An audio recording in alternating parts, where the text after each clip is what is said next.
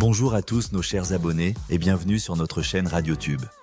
Ce matin, je me suis réveillé et en apprenant une triste nouvelle. C'est une figure incontournable de la vie politique française qui vient de disparaître. Bernadette Chirac est décédée à l'âge de 93 ans. Pendant plus de 50 ans, elle a accompagné l'un des présidents les plus populaires de la République, Jacques Chirac. Mais derrière l'image de l'épouse fidèle se cachait aussi une femme de caractère, une élue locale influente et le visage d'une opération caritative qui a marqué plusieurs générations de Français. Sa disparition ne marque pas seulement la fin d'une vie exceptionnelle. Elle symbolise aussi la disparition progressive d'une époque politique que beaucoup considèrent aujourd'hui comme révolue.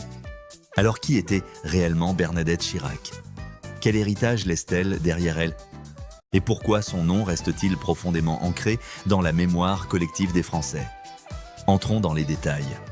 Bernadette Chirac. Bien plus qu'une première dame, Bernadette Chirac s'est éteinte ce 6 juin 2026 à l'âge de 93 ans. L'annonce a été faite par sa fille Claude Chirac, mettant fin à plusieurs années de discrétion autour de son état de santé. Depuis la disparition de Jacques Chirac en 2019, l'ancienne première dame s'était progressivement retirée de la vie publique.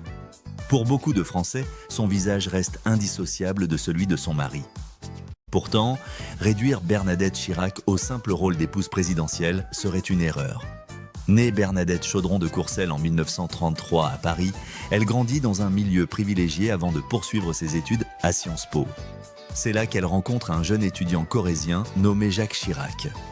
Une rencontre qui va changer à jamais le destin des deux jeunes gens, mais aussi celui de la France. Mariés en 1956, ils traverseront ensemble toutes les étapes d'une carrière politique hors norme. Il s'agissait en réalité d'une femme de l'ombre, mais jamais effacée. Très rapidement, Bernadette Chirac comprend l'importance du terrain politique. Alors que Jacques Chirac construit son ascension nationale, elle développe un réseau local solide en Corrèze. Sur les marchés, lors des campagnes électorales ou dans les événements locaux, elle devient un soutien essentiel. Beaucoup d'observateurs considèrent même qu'elle a joué un rôle déterminant dans l'ancrage populaire de Jacques Chirac. Lorsque celui-ci accède à l'Élysée en 1995, Bernadette devient première dame de France. Mais contrairement à certaines de ses prédécesseurs, elle refuse de rester cantonnée à un rôle symbolique. Elle poursuit son engagement politique local et continue d'exercer plusieurs mandats. Une situation assez rare dans l'histoire de la République. Les pièces jaunes, son plus grand héritage populaire. S'il y a une image que les Français garderont d'elle, c'est probablement celle des pièces jaunes. Pendant des années, Bernadette Chirac devient le visage de cette opération caritative destinée à améliorer le quotidien des enfants hospitalisés. Des millions de Français ont participé à cette collecte. Des générations entières d'enfants ont grandi en voyant les fameuses tirelires jaunes dans les écoles, les commerces et les bureaux de poste. Grâce à cette campagne, Bernadette Chirac a réussi à dépasser les clivages politiques. Même ceux qui ne partageaient pas les idées de son mari reconnaissaient généralement son implication sincère dans cette cause. Et pour moi, pourquoi Bernadette Chirac restera-t-elle une personnalité unique et exceptionnelle? Et c'est probablement là que réside la singularité de Bernadette Chirac. Aujourd'hui, les personnalités politiques sont souvent perçues à travers le prisme des réseaux sociaux, des polémiques permanentes et de la communication instantanée. Bernadette Chirac appartenait à une autre génération. Une époque où les figures publiques construisaient de leur image sur plusieurs décennies. Bien sûr, elle n'a pas échappé aux critiques.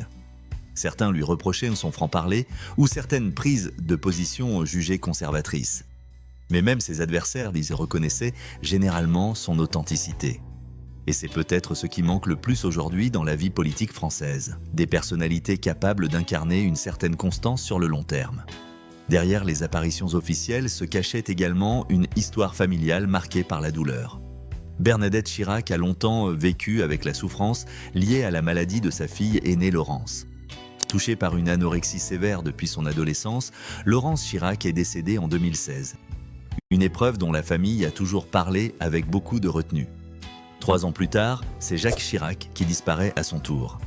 À partir de ce moment-là, Bernadette s'efface presque totalement de la vie publique. Ses apparitions deviennent extrêmement rares et son entourage protège jalousement sa vie privée. Avec la disparition de Bernadette Chirac, c'est une page importante de l'histoire politique française qui se referme.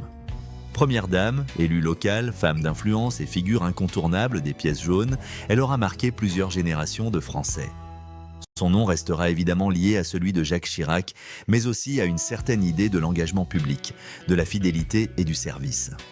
Au-delà des opinions politiques, nombreux sont ceux qui saluent aujourd'hui le parcours d'une femme qui aura traversé près de 60 ans de vie publique. Et vous, quel souvenir garderez-vous de Bernadette Chirac? Les pièces jaunes? Son rôle auprès de Jacques Chirac? Ou son engagement politique personnel? Partagez votre avis dans les commentaires. N'oubliez pas de liker la vidéo, de vous abonner à la chaîne et d'activer la cloche pour rester informé des dernières actualités et des nouveaux développements. C'était Adam avec vous sur la chaîne RadioTube. À très bientôt pour une nouvelle vidéo.